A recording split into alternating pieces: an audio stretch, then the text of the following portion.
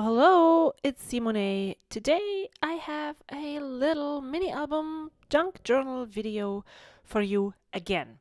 So I am using my Cocoa Daisy December kits, and I also am going to use this tiny journal that I grabbed. I actually grabbed two, one for me and one for my son. Um, that I grabbed at the Sacramento Youth Hostel. It is a beautiful, beautiful building. If you ever go to Sacramento, go check out that youth hostel. It's beautiful. So we stayed there and they had this tiny journal that you could add your memories in. And I thought, oh, that would be so fun. And when I got back, I stayed there in the beginning of December. And when I got back, I was so um, yeah, it was such a great time that weekend that I went away with my youngest son that I was so inspired to create a little mini album for him. And so I decided to do something similar to the December junk journal that I'm using to,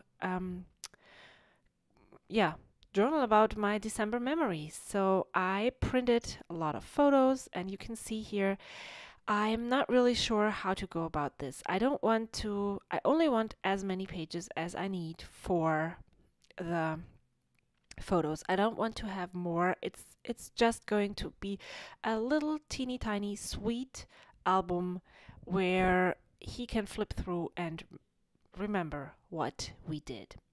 So we went there for a climbing competition, and it was the very first big one that he participated in, and he totally didn't do great, but we went there for the experience. He is still very young, and we just wanted to see what it is like, how it feels to be there. And yeah, so I grabbed my December Cocoa Daisy memory keeping kits, the papers from the 12 by 12 kit, the cards from the pocket kit, some packaging that I wanted to include, but I didn't really have that much photos and that big of a story to tell. I want this to be a little thing and not a monumental um, work that will be my memoirs. I just want this to be fun and yeah. So, what I then realized was that I didn't need as many pages as I wanted to have, which means I guess I will have to make more junk journals because I wasn't able to include half the ideas that I had.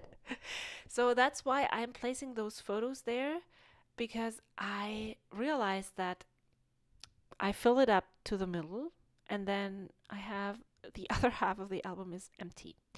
So that's what you see me doing here. I'm fuzzing with the layout. And so if you have never done a junk journal like me, or a mini album where you know the amount of photos you want to use, I highly recommend printing the photos in the sizes you want to have them, or close to the sizes you want to have them first. Then take out all the papers and things you want to use, and then create the album as you go and placing the photos on the pages that you think you might be using. I mean, if you are, you when I did this, I knew I wanted to write something a little bit longer text passage here, maybe a short, like just a title to a photo there.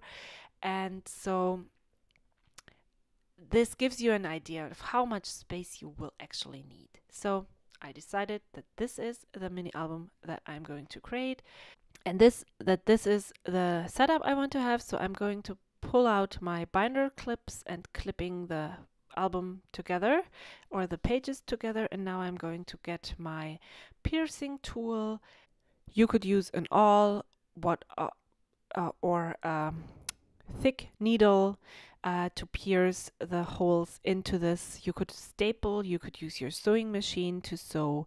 I like binding my journals and in this way. I'm using embroidery thread, and it comes in 6 strands, and I just take 3 of them, so dividing the embroidery thread in half, and then I'm threading my needle, and then I'm just stitching. I'm starting in at the bottom hole and going up and down and up and down, and when I'm up, I'm going back down, and this is like, it's like weaving basically.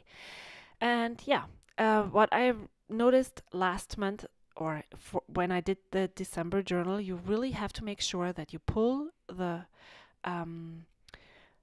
thread through really well and make sure there's no bubbles or things on the outside. So that's what I did, and now I'm just taking my metal ruler to trim down the pages.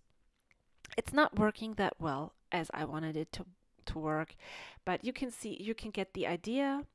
Probably I should have left the paper, the strips that are standing over that I have to rip off should be wider so I could get a better grip on them, but it doesn't matter. I really like how this turned out, and in the end, nobody is going to ask if this was ripped the way I liked it to be ripped, or if it was a bit too harsh or whatever else.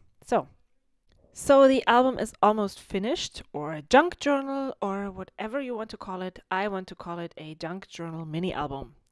And yeah, now I'm actually even ripping the outside edges because everything needs to be ripped and look strange. And now I'm going to still not glue down anything, but now I'm going to look through the journaling cards and the leftover papers and all of my ephemera that are already cut down, and place the things on the pages. This is a different step than to the first one. If you're like, again, is she doing this again? Yes, because now I'm just placing things there and figuring out the exact placement and looking for embellishments and stuff that when I go through again, I can just stick down and journal and be done. Yeah. So I found this card, and it says something with "Now the adventure begins." I decide, yeah, I really like that, and then I'm switching it up again. And then I'm placing my son there, and then, yeah, I remember that I wanted to add this journaling card as a packing list because I have a photo of my son, which I had forgotten to print, where he already put everything together the evening before we left. So he went to school, and when he came back from school, we left to go there. So he had already put out all of his climbing gear the day before. And I took a photo of that because that's him. And yeah, that was the start of my album, and I totally forgot to print the photo. So yeah, going through, looking, do I still need to spread it out more? How am I going to find the things that are important for me?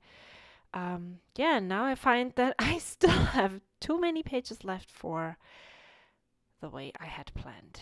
I had it planned, and now I'm shuffling it all over again. And this keeps on going until the end of the video, so if you don't want to keep watching, now is a good time to stop. Yeah, that's probably the hardest part, shuffling things around, finding a way that will work, and that will then allow me to go in and stick it down. I'm really, maybe that's something that I'm too concerned about, but I'm really concerned about having pages left over or having not enough space, and then having to, what would you do then? Well, you could do tip-ins, but then you have an album where it's really empty in the beginning and then it's crammed in the back. I don't want that. I want it to be spread out evenly. Maybe this is because I'm such a noob at creating mini albums still. If you have tips and comments, please leave them below. I would love to hear your process on how to put together such an album. If you want to keep watching on the embellishment and journaling part, please come back tomorrow. The second part of the video will be up then. Thank you so much for watching. I will see you next time. Bye!